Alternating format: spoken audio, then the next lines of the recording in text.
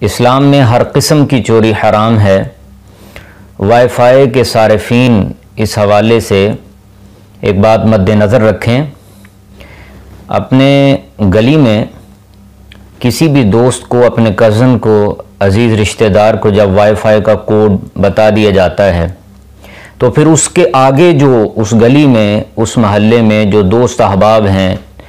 جو اس کے رشتہ دار ہیں، وہ آگے پھر ان کو کوڈ بتا کے وائی فائی تک ایکسیس دیتا ہے، اور جو اصل مالک ہوتا ہے وائی فائی کا، اس کو بالکل اس کا علم نہیں ہوتا، اس کی اجازت کے بغیر وہ آگے استعمال کر رہے ہیں۔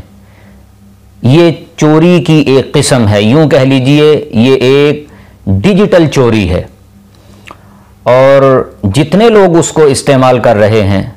وہ حرام فعل کا ارتکاب کر رہے ہیں، کیونکہ چوری کر رہے ہیں اور کبیرہ گناہ کا ارتکاب کر رہے ہیں۔ اس لیے جو وائی فائی کے صارفین ہیں وہ باخبر رہیں اور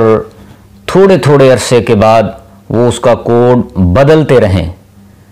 تاکہ اگر کسی ایسے بندے کے پاس کوڈ پہنچ چکا ہے اور اس کی وائی فائی کے ذریعے انٹرنیٹ تک ایکسیس ہو چکی ہے کہ جو اصل مالک کے علم میں نہیں ہے، تو یہ چاہیے کہ بندہ اس کا کوڈ بدلتا رہے تاکہ محفوظ بھی رہے اور دوسرے بھی اس حرام فعل کے ارتکاب سے محفوظ رہ سکیں۔ مفتی صاحب کے چینل کو سبسکرائب کریں۔